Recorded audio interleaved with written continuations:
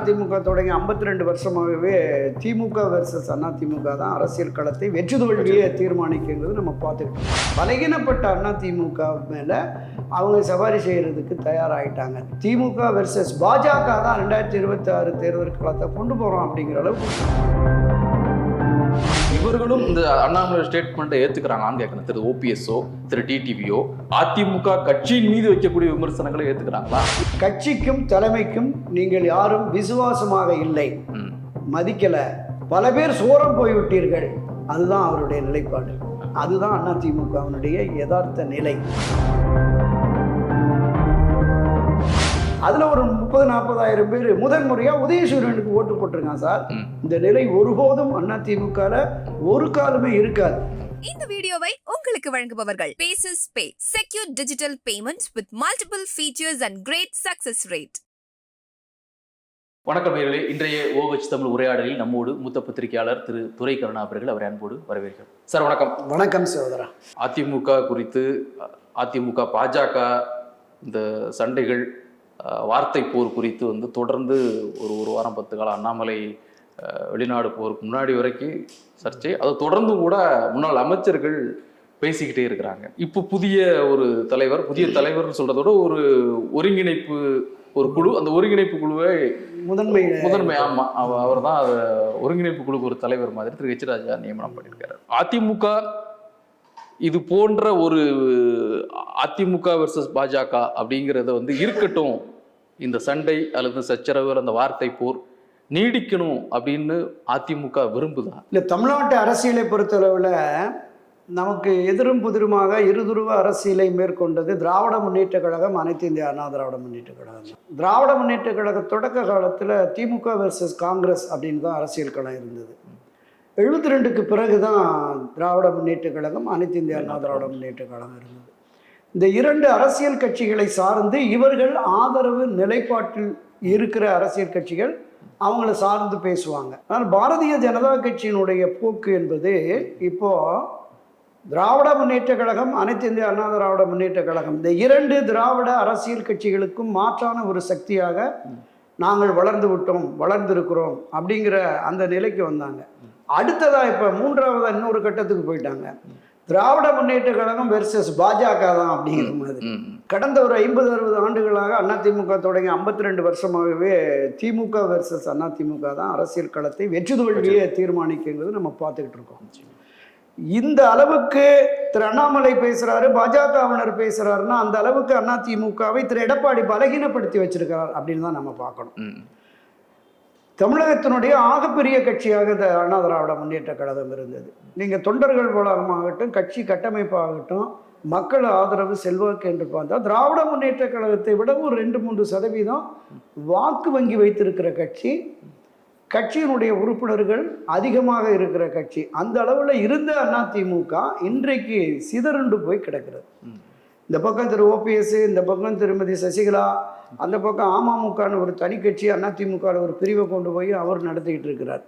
இப்போ இந்த நிலைப்பாடு தான் 2024 ஒரு மிகப்பெரிய பின்னடைவை, சரிவை. இல்லை, நீங்கள் அண்ணாமலை பேசுறது சரியா தவறாங்கிறத விட அவர் இந்த அளவுக்கு பேசுறாருன்னா காரணமே அந்த கட்சி பலகீனமானது, எடப்பாடி தான் காரணம். அதுதான் சொல்றேன். பலகீனப்பட்ட அதிமுக மேல அவங்க சவாரி செய்யறதுக்கு தயாராகிட்டாங்க. திமுகவுக்கு எதிரி திமுக வெர்சஸ் பாஜக தான் 2026 தேர்தல் களத்தை கொண்டு போறோம் அப்படிங்கிற அளவுக்கு கொண்டு போனதுக்கான காரணம் என்பதே திரு எடப்பாடி எடுத்த அந்த தவறான முடிவின் காரணமாக. சரி, சந்தர்ப்ப சூழ்நிலை பிரிவுண்டு போயிடுச்சு. இந்த பிரிந்த சக்திகள் ஒன்றிணைய வேண்டும், ஒருங்கிணைப்போம் அப்படிங்கிற அந்த குரல் என்பது கடந்த 2-3 ஆண்டுகளாக திரு ஓபிஎஸ், திருமதி சசிகலா தான் சொல்லிட்டு இருந்தாங்க.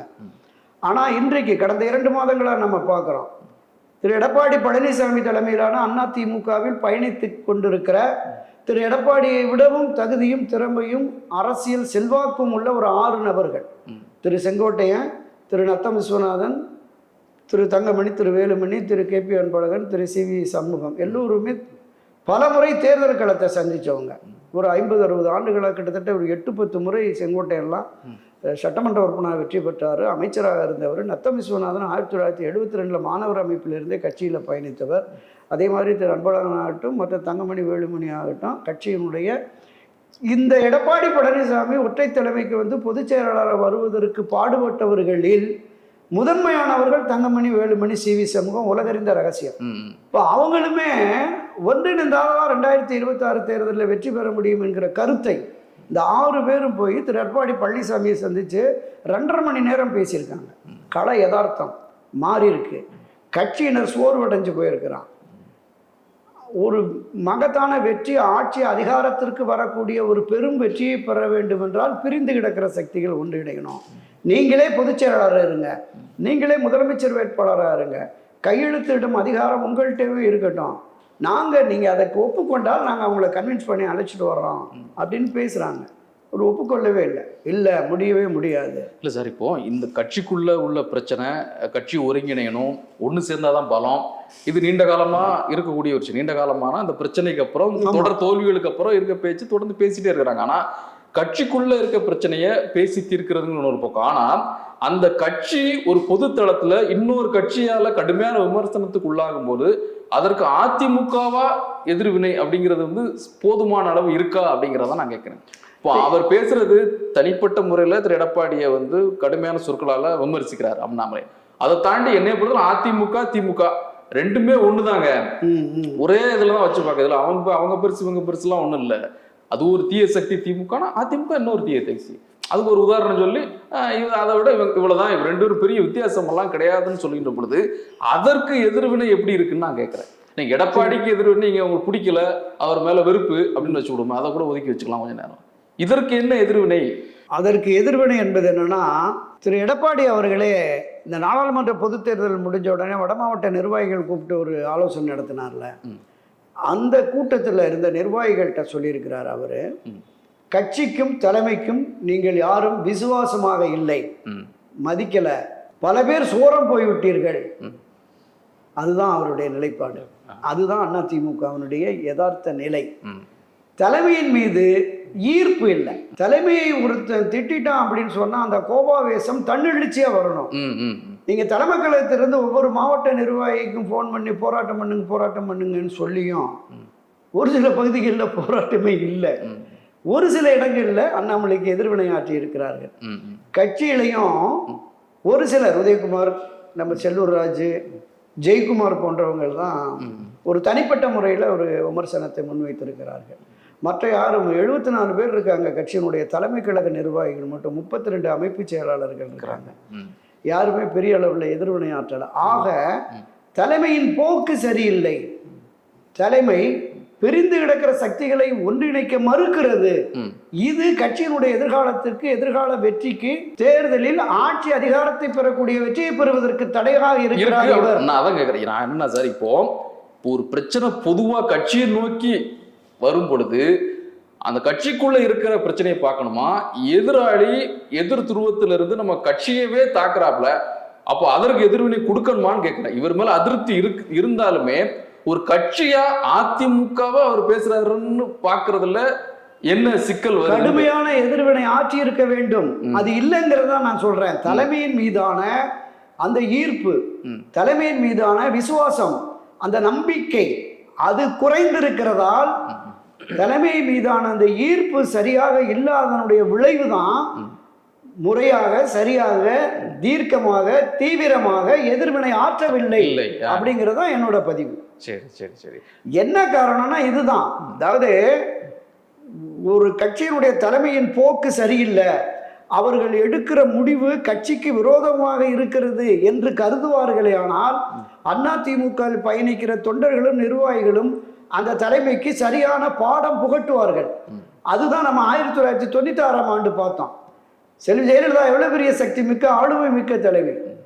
அவங்களே தோற்கடிக்கக்கூடிய நிலை உருவாகி இருக்குன்னு சொன்னா அப்ப கட்சியில அவங்களுடைய அன்றைய போக்கு, அந்த 91-96 போக்கு, அந்த அதிருப்தி, இன்று 2024 எடப்பாடி மீதான அதிருப்தி தான் இந்த ஒரு 52 ஆண்டுக்கு பிறகு இதுவரை அதிமுக சந்தித்திராத ஒரு பின்னடைவை, சரிவை, பெரும் தோல்வியை சந்திச்சிருக்கு. 2,06,00,000 உறுப்பினர் இருக்காங்க, எல்லாருக்கும் அட்டை கொடுத்துக்கிட்டு இருக்கோம்னு சொல்றாருல, 1 கோடி பேர் கூட ஓட்டு போட வரல. அது பார்லிமெண்ட் தேர்தலில் யாரு பிரதமர்னு தீர்மானிக்கிறதுங்கிறாங்க. கட்சிக்கார ரெட்டலைக்கு ஓட்டு போடணும்ல சார். போடணும்ல, போடலையே. இதையும் தாண்டி வாங்க, விக்கிரவாண்டியில காலமெல்லாம் ரெட்டலைக்கு ஓட்டு போட்டவன் கட்சி நிக்கணும்னு ஒரு 30-40 பேர் உதயசூரனுக்கு ஓட்டு போட்டிருக்கான். 65,000 பேர் ரெட்டலைக்கு ஓட்டு போட்ட கடந்த தேர்தலில் அதுல ஒரு 30-40 பேர் முதன் முறையா உதயசூரனுக்கு ஓட்டு போட்டிருக்கான் சார். இந்த நிலை ஒருபோதும் அதிமுக ஒரு காலமே இருக்காது. கட்சியினர் மாற்றி அதுதான் அனைத்து இந்திய அண்ணா திராவிட முன்னேற்ற கழகம். அண்ணா திராவிட முன்னேற்ற கழகம் என்கிற அரசியல் கட்சி புரட்சி தலைவர் எம்ஜிஆர் தொடங்குற பொழுது திமுக ஒரு தீய சக்தி என்று அடையாளப்படுத்தினார். நீங்க 1972 87 வரைக்குமே அந்த நிலைப்பாடு தொடர்ந்து கருணாநிதியை அரசியல் களத்தில் வீழ்த்தியே தீர வேண்டும் என்ற வேகத்தோடு தீவிரத்தோடு பணியாற்றியதால் தான் அவர் பெற்ற முதல் வெற்றி அந்த 73 திண்டுக்கல் வெற்றியிலிருந்து 74 புதுச்சேரி வெற்றியிலிருந்து 77 80 84 ஒரு ஆட்சிக்கு வெற்றி தமிழ்நாட்டில் அரசியல் சாணக்கிய ராஜதந்திரி என்ற பேசப்பட்ட கருணாநிதியை வீழ்த்திய பேரியக்கமாக அதிமுக இருந்தது.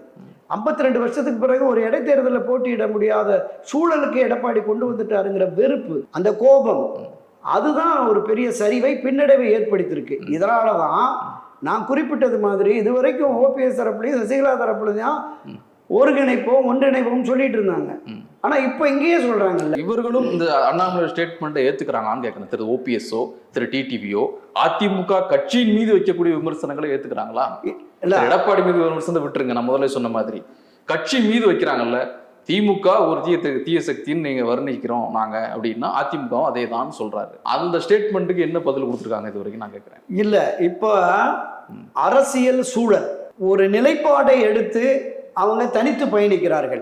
இந்த அண்ணா திராவிட முன்னேற்ற கழகம் என்னுடைய கட்சி, நான் இதில் ஒருங்கிணைப்பாளராக இருந்திருக்கேன், 3 தடவை முதலமைச்சராக இருந்திருக்கிறேன், எனக்கும் இதில் பாத்தியதை உண்டு என்று சொன்ன திரு ஓபிஎஸ் தூக்கி வெளியில போட்டு கட்சி கரவேட்டு கூட கட்டக்கூடாது அப்படிங்கிற பொழுது எடப்பாடி ஆதரவு நிலைப்பாட்டை ஒருபோதும் எடுக்க மாட்டார். அதிமுக ஆதரவு நிலைப்பாட்டு பிரச்சனை ஒருங்கிணைப்பு. நான் இருந்த கட்சி இன்னைக்கு என் கட்சியில உரிமை இருக்கு நீங்க சொல்லலாங்க, ஆனா என் கட்சியை ஒருபோதும் இந்த மாதிரி என்ன விமர்சனம் பண்றது நான் ஏற்க மாட்டேன்னு சொல்ல ஏன் தயங்குறாரு திரு எடப்பாடி இருக்கும் வரை இந்த கட்சி வளராது. எடப்பாடி இல்லாமல் எடப்பாடி இல்லாத அதிமுகவை உருவாக்க வேண்டும் என்கிற பார்வை அங்க வந்துருச்சு. எடப்பாடியும் உள்ளடக்கிய ஒன்றுபட்ட அண்ணாமலை என்ன சொன்னாலும் பரவாயில்ல, எதிரி எடப்பாடி தான் நிலைப்பாடுல இருக்கிறாங்க. அண்ணாமலை என்ன விமர்சனம் பண்ணலாம். இல்ல அதிமுகவை விமர்சிப்பதற்கு அதிமுக ஒட்டுமொத்த அதிமுக என்று வருகிற பொழுது அதை யார் விமர்சித்தாலும் எதிர்வினையாற்ற திரு ஓபிஎஸும் திரு சசிகலாவும் தயார் நிலையில் இருக்கிறாங்க. அதுல எந்த மாற்று கருத்தும் இல்லை. ஆனால் இன்றைக்கு திரு அண்ணாமலையும் அவரை சார்ந்த பாஜகவினரும் விமர்சிப்பது எடப்பாடி பழனிசாமி தலைமையிலான அதிமுக என்ற ஒரு தனித்து விடப்பட்டதுதான். இவங்க இப்ப அதிமுக ஒருங்கிணைப்பு குழு அதிமுகவினுடைய பொது என்னை தேர்ந்தெடுத்த பொதுச் செயலாளரிலிருந்து என்னை எவரும் நீக்க முடியாதுன்னு இன்னும் அவங்களுக்கு போயிட்டு இருக்காங்க. அதில் எந்த மாற்று கருத்தும் இல்லை. நான் இருக்கிறது தான் அதிமுகங்கிற நிலைப்பாட்டில் திருமதி சசிகலா. இந்த ஒருங்கிணைந்த அதிமுக ஒன்றுபட்ட அதிமுக இருந்த காலத்தில் நான் ஒருங்கிணைப்பாளராக இருந்து வழி நடத்தினேன். என்னை இந்த அளவுக்கு இக்கட்டுக்கு ஆளாக்கின திரு எடப்பாடி பழனிசாமி தலைமையிலான அதிமுகவின் சரிவை, அதிமுகவின் பின்னடைவை தான் அவங்க சுட்டி காட்டுறாங்க.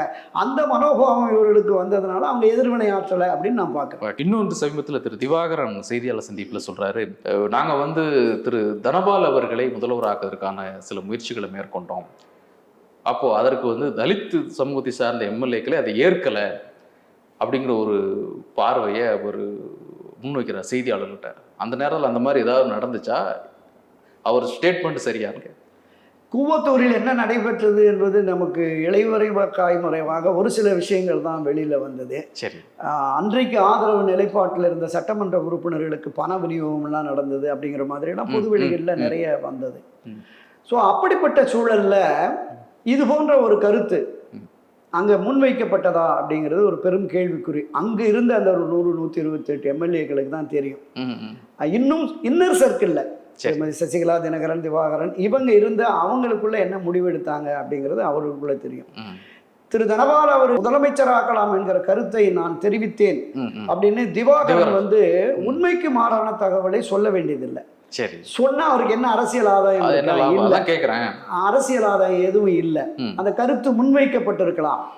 என்னுடைய கணிப்பு கொஞ்சம் வெளிப்படையாவே பேசுவோம். திரு தனபால் வந்தார்னா 10 பைசா கூட கொடுக்க மாட்டார். யாருக்கு? சட்டமன்ற உறுப்பினர்களுக்கு. அப்ப அந்த 30க்கு மேற்பட்ட தலித் எம்எல்ஏக்கள் இருந்தாங்கல்ல, அவங்களுக்கு தொகுதி செலவு தொகையாவது வந்து சேரணும். அப்போ நமக்கு பணம் வர்றதுக்கு திரு எடப்பாடியோ இல்லை மற்றவர்களோ வந்தாங்கன்னா அவங்க கொடுப்பாங்க. இவர் நம்முடைய அடையாளமாக அவர் முதலமைச்சர் வரலாம், ஆனா நமக்கு தனிப்பட்ட லாபம் பயன் இல்லை என்கிற எண்ணமும் உணர்வும் ஒருவேளை அவர்களுக்கு வந்து அதை மறுதளிச்சிருக்கலாம் அப்படிங்கிறது தான் என்னோட பார்வை. அதை தாண்டி வேற எதுவும் இல்லை. மறுத்ததே அவங்க தானான்னு கேட்கிறப்ப அவர் எப்படி குறுக்குறாருன்னா, இப்படி ஒரு முடிவு எடுத்தோம், ஆனால் அந்த சமூகத்தை சார்ந்த எம்எல்ஏக்கள் அதை விரும்பலன்னு சொல்லும்போது மற்ற எல்லாரும் ஏற்பது போலவும் இவர்கள் மட்டும்தான் தடுப்பது போலவும் மாதிரி ஒரு அந்த துணி தெரியுதுன்னு கேட்கிறேன். இல்ல திவாகரன் இந்த கருத்தை இந்த பணம் பணம் பிளஸ் பணம் கிடைக்குதுங்கிறது வந்து அவங்களுக்கு மட்டும் இல்ல, நீங்க உடைச்சு பேசுன எல்லாரும் தானே, எல்லா எம்எல்ஏக்களும். அதுதான் சொல்றேன். திரு திவாகரன் அவர்கள் இந்த கருத்தை முன்வைத்தாரா, அதற்கு தலித் எம்எல்ஏக்கள் மறுதளித்தார்களா என்கிற விவரம் எனக்கு எதுவுமே தெரியாது அப்படின்னு திரு தனபால் அவர்களே சொல்லிட்டார். சரி சரி. இந்த தலித் எம்எல்ஏக்கள் கூட அவரை வேண்டாம் என்று மறுத்தார்கள் என்கிற பொழுது மற்றவர்கள் மத்தியிலும் கூட அந்த மறுதளிப்பு இருந்திருக்குங்கிறது தான். ஏன்னா அந்த வார்த்தை அப்படிதான் இருக்கு. தலித் அங்கிருந்த 30க்கும் மேற்பட்ட தலித் எம்எல்ஏக்கள் கூட அதை ஒப்புக்கொள்ளவில்லை அப்படிங்கிற போது மற்றவர்களும் ஒப்புக்கொள்ளாத நிலை இருந்திருக்கும். எல்லோருக்குமே அந்த நிச்சயமா நீங்க சொன்ன மாதிரி பணம் வருது அப்படிங்கிற மாதிரியான அந்த பார்வை இருக்கும்ல. மற்றவர்கள் திரு தனபால் அவர்கள் வந்து ஒரு பேரவைத் தலைவராக இருந்தார், பெரிய அளவில் ஒன்றும் சம்பாதிக்கலை, நமக்கு தெரியும், பெரிய அளவில் அவரால் இல்லை. இதை சரி கட்டுவதற்கு அவரால் முடியாதுங்கிறத எல்லா சட்டமன்ற உறுப்பினர்களும் உணர்ந்திருப்பார்கள். அன்றைய தினத்தில் இது சரியான முடிவு இல்லை அப்படிங்கிறதுனால திரு செங்கோட்டையனும் கூட முன்னிறுத்தினாங்கன்னு நம்ம கேள்விப்பட்டோம். எல்லாரை விட சீனியர் அவர் தான், அவரும் கொங்கு மண்டலத்தை சேர்ந்தவர் தான். எனவே அவரை முன்னிறுத்திக்கிற போது அவரிடமும் போதுமான அளவுக்கு தொகை இல்லை, அதனால தான் திரு எடப்பாடி பைலாக் வந்துட்டாரு அப்படிங்கிற மாதிரி தான் இன்னுமே அதுதான் பேசிட்டு இருக்கிறாங்க. எனவே இந்த கருத்து என்பது திவாகரன் நிச்சயமா சொல்லியிருக்கலாம். ஏன்னா அவர் பொய் சொல்ல வேண்டிய காரணம் இல்லை, அவருக்கு ஒன்றும் பெரிய அளவில் இல்லை. இது வந்து நமக்கும் பெரிய அளவில் பொது வெளிகளில் அரசியல் தளத்தில் தமிழக மக்கள் மத்தியில் ஒரு தலித்தை முதலமைச்சராகுங்கிற மாதிரி ஒரு பெரிய செல்வாக்கும் வந்துடும் அப்படிங்கிற மாதிரியான ஒரு பார்வை திவாகரனுக்கு இருந்து சொல்லியிருக்கலாம். நிச்சயமாக இதில் இப்பவும் இருக்கிறாங்க அந்த அந்த சமுதாயத்தை சேர்ந்த முன்னாள் எம்எல்ஏக்கள் இருக்கிறாங்க, அவங்க தான் இதை சொல்லணும். திரு தனபால் சொல்லணும், அல்லது அந்த நாங்கள் அந்த 30 தலித் எம்எல்ஏக்களில் குறைந்தபட்சம் ஒரு 4-5 பேராவது சொல்லணும். இல்லை அது, அதனால் அது கடந்து போயிடலாம். நிறைவா இப்போ என்ன இருந்தாலும் இந்த இந்த எதிர்ப்பு என்பதை, பாஜகவோட எதிர்ப்பு என்பதை திரு எடப்பாடி தரப்புலன்னு சொல்வது, பாஜக எதிர்ப்பு என்பதை நாங்கள் ரொம்ப வெளிப்படையாக செய்து கொண்டிருக்கிறோம், வெளிப்படையாக எதிர்க்கிறோம், கூட்டணி இல்லைன்னு ஒவ்வொரு முறையும் நாங்கள் சொல்கிறோம், ரொம்ப தெளிவாக இருக்கிறோம், நாங்கள் எங்கிட்ட எந்த ஒளிவு முறையுமே இல்லை. ஆனால் திமுக பாஜக இந்த உறவு என்பது வெளியில் விமர்சனம் செய்து கொண்டு உள்ளுக்குள் அவர்கள் உறவாக இருக்கிறார்கள் அப்படிங்கிறத அதிமுக, நீங்கள் உங்கள் பாயிண்ட்ல சொல்ல போனால் எடப்பாடி தலைமையிலான எடப்பாடி அதிமுக சொல்லி கொண்டே இருக்கிறார்கள். அதில் உண்மை இருக்குன்னு நினைக்கிறீங்களா இல்லைங்கிறீங்க? இல்லை, இப்போ திராவிட முன்னேற்ற கழகத்தை பொறுத்தளவில் கடந்த தேர்தலுக்கு முன்பு இருந்தே மிக கடுமையான விமர்சனம் பாரதிய ஜனதா மீது இருந்தது. பாசிச பாஜக மோடி வந்தால் நாட்டையே அழிச்சிருவாங்கிற மாதிரி மிக கடுமையான விமர்சனம் திமுகவும் அவரை சார்ந்தவர்களும் இருந்தது. கோபேக் மோடி வரைக்கும் கருப்பு பலூன் விடுறதுலேருந்து இருந்தாங்க. ஆட்சி அதிகாரத்திற்கு வந்த அந்த 2 ஆண்டுகளில் கூட மிகப்பெரிய அளவில் எதிர்ப்பு நிலைப்பாடு இருந்தது. கொஞ்சம் கொஞ்சமாக அது தனிஞ்சிருச்சுங்கிறதான் இப்போ நம்ம பொதுவெளி தகவல்களும் பார்க்கிற பார்வையிலையும் தெரியுது. இங்கே வருகிற எடப்பாடி சொல்றது சரிதான், பிரதமர் நரேந்திர மோடி சொல்றது சரிங்கிற மாதிரி என்னோட கருத்து தான் சரி. அதாவது இங்கு ஒவ்வொரு முறையும் பிரதமர் வருகிற பொழுது கடந்த காலங்களில் இருந்த அந்த எதிர்ப்பு நிலைப்பாடு மாறி ஒரு அணுக்கமான போக்கு இருந்தது. நாடாளுமன்றத்திலும் கூட அங்க இருக்கிற திராவிட முன்னேற்ற கழகத்தினுடைய நாடாளுமன்ற உறுப்பினர்கள் ஒரு இணக்கமான போக்கில் இருக்கிறாங்க அப்படிங்கறதுதான் டெல்லி தகவல். அது யாராக இருந்தாலும் அதை அவங்க நியாயப்படுத்துறாங்களா சார்? இப்போ வந்து ஒரு மாநில அரசு மத்திய அரசோடு இணக்கமான சூழலை பின்பற்ற வேண்டிய ஒரு கட்டாயம் இருக்குது. அதைத்தான் நான் நிதி பிரச்சனை, நிதி ஆதாரங்கள், அவரிடமிருந்து நிதிகளை பெற வேண்டியிருக்குது, ஏற்கனவே ஒழுங்கா தர மாட்டேங்கிறாங்க, அவரோடு இணக்கமாக சென்று அதை பெற வேண்டியது இருக்கு, மக்கள் நல திட்டங்களை செயல்படுத்த வேண்டியிருக்கு. அதுதான் நான் சொல்ல வரேன். தொடர்ந்து இந்த மாதிரியான ஒரு எதிர் நிலைப்பாட்டை எடுத்து கடைசியா 2024 தேர்தலில் திமுக எடுத்த அந்த நிலைப்பாடு, பாஜகவுக்கு எதிரான அந்த நிலைப்பாடு என்பது ஒரு இடம் கூட அவங்களுக்கு கிடைக்காம போயிடுச்சு. மோடி, அமித்ஷா, மத்திய அமைச்சர்கள், மாநில நிர்வாகிகள், மத்திய நிர்வாகிகள், பாஜகவினுடைய அனைத்து பகீரத பிரயத்தனமும் தோல்வியில் முடிஞ்ச உடனே தமிழகத்தின் மீது இன்னும் ஒரு கூடுதலான கோப உணர்வு அவங்களுக்கு வந்துருச்சு. அதனால தான் ஒரு தமிழ்நாடுனோ தமிழகத்தினுடைய ஒரு சொல்லாட்சி கூட நிதி இதில் வரலை. அப்போ இன்னும் தீவிரமாக திராவிட முன்னேற்ற கழகம் சிந்திக்க தொடங்கி விட்டார்கள். இதே நிலை தொடர்ந்தால் கூடுதல் திட்டங்களை கூடுதல் நிதிகளை பெற முடியாது அப்படின்னு சொல்லி இந்த இடத்துல தான் மரியாதைக்குரிய மறைந்த புரட்சித் தலைவர் எம்ஜிஆருடைய நிலைப்பாட்டுக்கு அதிமுக வருதுன்னு சொல்கிறேன். 1980ஆம் ஆண்டு சட்டமன்றத்தில் பழநெடுமாறன் கேட்குறார், இந்த அரசாங்கத்துக்கு ஒரு நிலையான கொள்கை இல்லையா, மத்தியில் யார் வந்தாலும் ஆட்சி அதிகாரத்தில் வந்தாலும் ஆதரவு தெரிவிக்கிறீங்க அப்படின்னு. இப்போ திரு எம்ஜிஆர் என்ன சொன்னார்னா, அண்ணா திராவிட முன்னேற்ற கழகத்திற்கு வந்து ஒரு நிலையான கொள்கை இருக்கு, கட்டுண்டு வாழோம், பிரிவினை நாடோம், சமநிலையில் இணைவோம், இதுதான் அதிமுக கொள்கை. இந்த ஆட்சிக்கு என்ற ஒரு கொள்கை இருக்கிறது. மத்தியில் யார் ஆட்சிக்கு வருகிறார்கள், எந்த கட்சி ஆட்சி, யார் பிரதமர் பார்க்க மாட்டோம். இந்த தமிழகத்திற்கு தேவையான நிதியை பெறுவோம், இந்த மக்களினுடைய வளர்ச்சி, இந்த மாநிலத்தினுடைய முன்னேற்றம் முக்கியம், அது ஒன்றுதான் என்னுடைய இலக்கு, இந்த கட்சியினுடைய லட்சியம். அந்த நிலைப்பாட்டுக்கு திராவிட முன்னேற்ற கழகம் வந்து விட்டதோ என்பது இந்த நாணய வெளியீட்டிலிருந்து நம்ம பார்க்க முடிகிறது. நன்றி. நன்றி. இந்த வீடியோ உங்களுக்கு பிடிச்சிருந்தா லைக் பண்ணுங்க, ஷேர் பண்ணுங்க, கமெண்ட் பண்ணுங்க. மறக்காம OH தமிழ் சேனலுக்கு சப்ஸ்கிரைப் பண்ணுங்க.